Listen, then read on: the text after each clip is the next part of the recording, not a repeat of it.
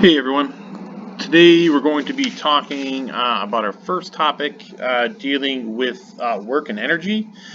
Specifically, we're going to be learning about potential energy today, and then later on we're going to get into elastic potential energy and then kinetic energy. Um, Specifically, potential energy has to do with energy that is stored due to position or due to composition. First, before we get to potential energy, I want to take a look at a few different forms of energy. And energy we know can take many different forms and can be converted between many different forms, such as thermal energy.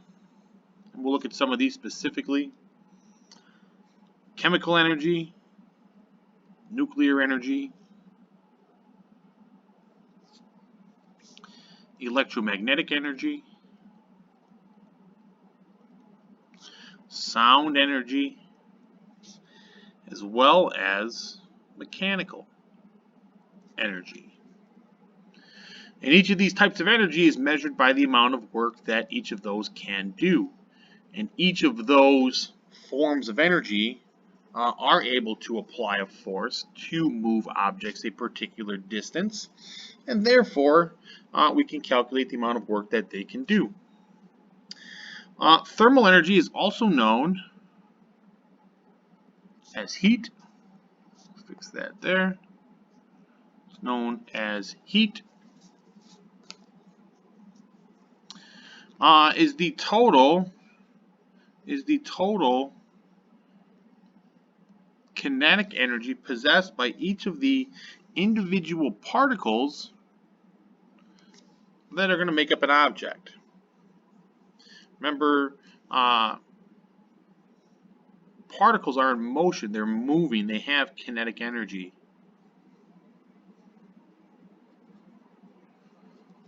And just by being there in motion, the collection of particles, that motion collectively is known as an object's heat or heat content. We can measure that by measuring an object's temperature. Remember that from chemistry. Internal energy refers to total potential energy and kinetic energy possessed by the particles that make up an object, but it's going to exclude the potential and kinetic energies of the system as a whole. So it's kind of referring to all of the potential and kinetic energy of one particular object, but we're going to ignore the energy surrounding that object as a whole. So it's kind of more of a focused look at an object's total energy.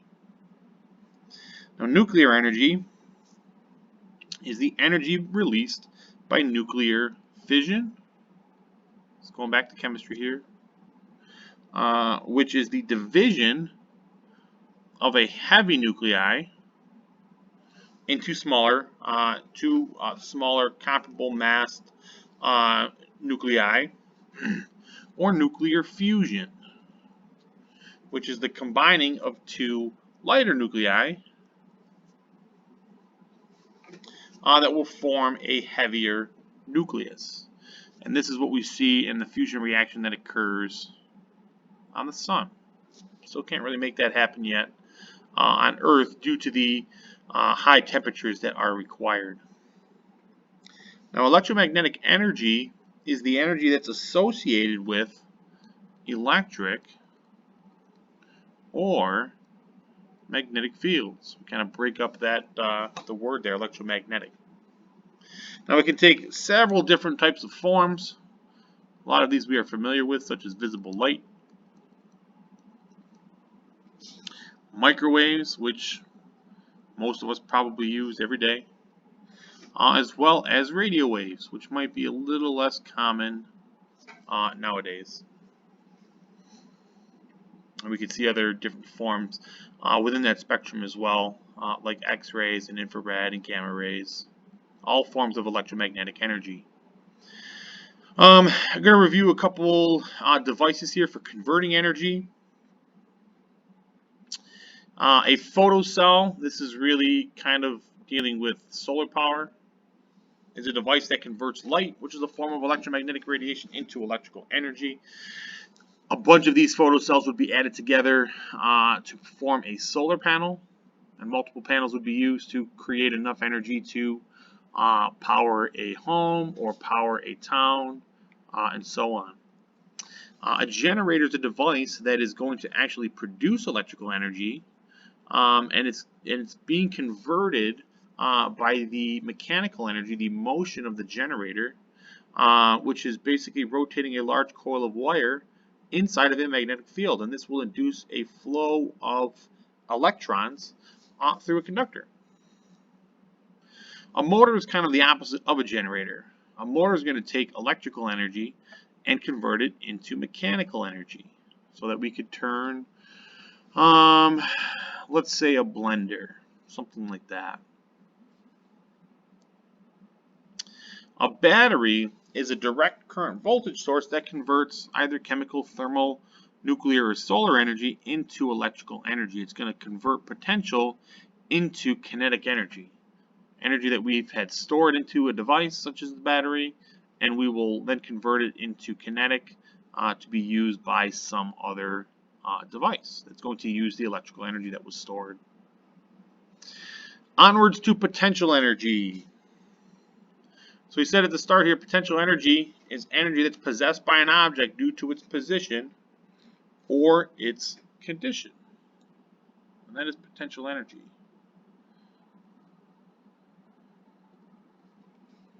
Now, if there's no energy lost due to friction, which we always assume is not going to happen here in this perfect world of ours, no energy lost due to friction, the work done to bring the object to a different position or condition from its original state or its original position is equal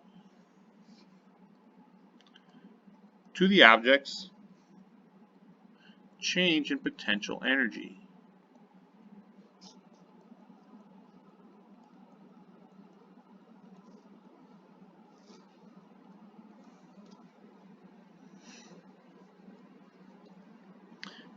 So we're going to have to move an object from one spot to another or change its condition in some way. Kind of think about carrying a chair from the first floor to a second floor, or the amount of work that it's going to take to eat half of an apple by changing the stored potential energy in the apple. We'd be changing the apple's original condition, the amount of potential energy that is stored in that object. Now, if an object that's originally at rest on Earth's surface is lifted to some height, work is being done against a force, and it's being done against the gravitational force. So work is done against gravitational force.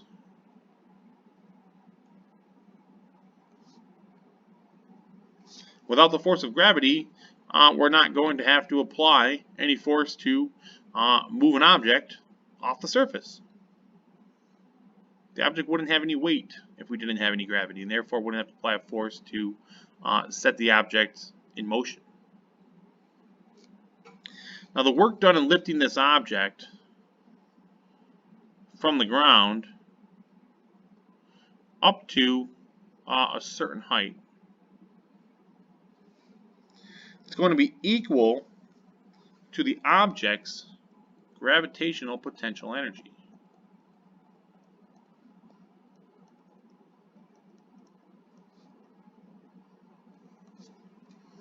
And that's going to be relative to Earth's surface. All of this is, when we're dealing with forces due to gravity, this is all going to be relative to Earth's surface and our relation to Earth's surface, how close we are, how far we are from the surface. Now, the work done on the object is equal to the gravitational potential energy that's acquired by the object.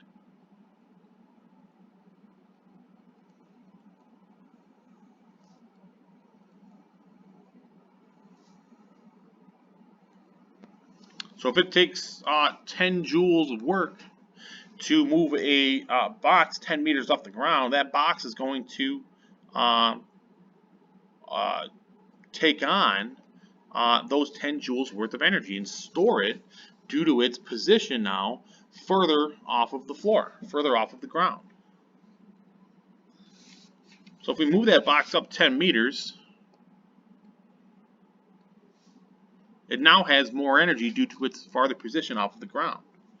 And if the object falls, work is going to be done by gravity, by that gravitational acceleration, that gravitational force. It's going to be done by gravity on the object. And as that object falls, it's going to lose its gravitational potential energy. That'll get then converted into an increasing speed on the object. So the work done by gravity on the object is going to actually increase its energy of motion.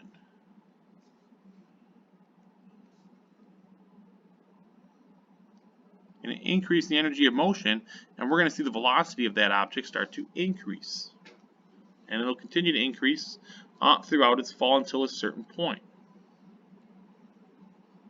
Now this change in gravitational potential energy is given by the equation mg delta h, where we know the mg is equal to our weight times the change in height will give us the total amount of potential energy that is being changed here.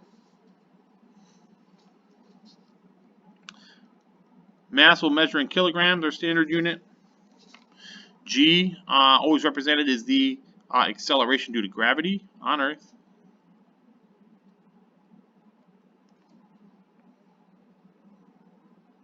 Due to gravity, meters per second squared. And delta H is the change in height of the mass, and we measure that distance or displacement in meters.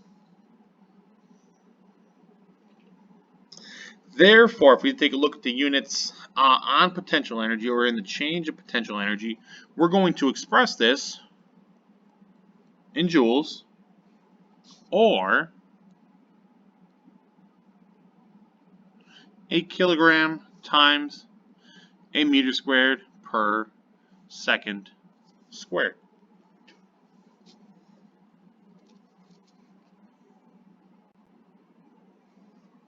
Now the change in potential energy of an object equals the product of its weight. This is represented by its mg, or its fg. Fg equals mg. Product of its weight, that should kind of go here, as f of g, or the product of m times g, and its vertical change in height. So we're going to be dealing with this quantity on the vertical direction, because that's the direction in which our force due to gravity is acting. So our change in energy, change in potential energy due to position off the ground is only going to be valid in the vertical direction. And this form is only valid for displacements that are small compared to Earth's radius, so the g value can be considered constant. Remember, the farther away we move from Earth, the lower that g value becomes as the force due to gravity decreases as we move away from a body of mass.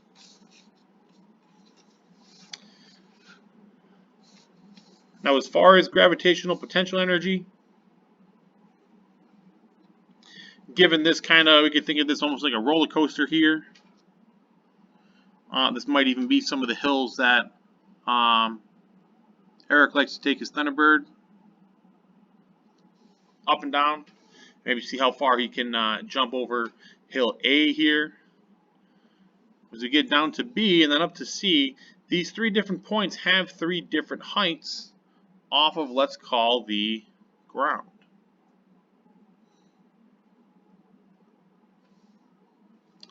The one that has the lowest gravitational potential energy would be B. Lowest potential energy would be the lowest off of the ground. The highest gravitational potential energy will be the one that is highest off of the ground, which would be A. C is going to fall somewhere in between. The examples here at the end, we will go over in class. I was talking with some of my chemistry students the other day, and they were kind of getting on my case saying that the chemistry jokes that I use in class are pretty boring. But they did have some positive things to say about my physics jokes, and they said that they certainly do have some potential. Have a great day, everyone.